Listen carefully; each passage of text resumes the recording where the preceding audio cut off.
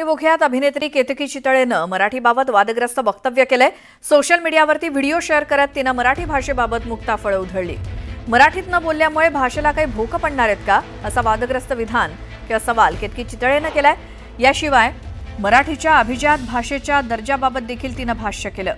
मराठीला अभिजात भाषेचा दर्जा मिळाल्यामुळे काय फरक पडलाय, असा सवाल केतकी चितळेनं विचारला।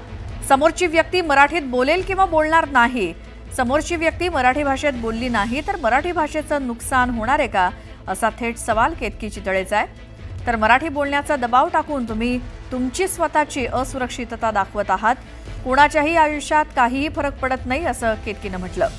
तर तिच्या या वक्तव्यावरनं संताप व्यक्त होतोय।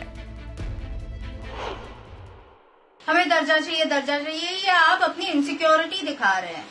मराठीत बोल, मराठी कसं येत नाही। अरे तो बोलेल, नाही बोलणार, त्यांच्याने काय मराठी भाषेला नुकसान होतंय का, भोकं पडतायत का? नाही ना, तुम्ही तुमची स्वतःची इनसिक्योरिटी दाखवताय। त्यांना काय फरक पडतो?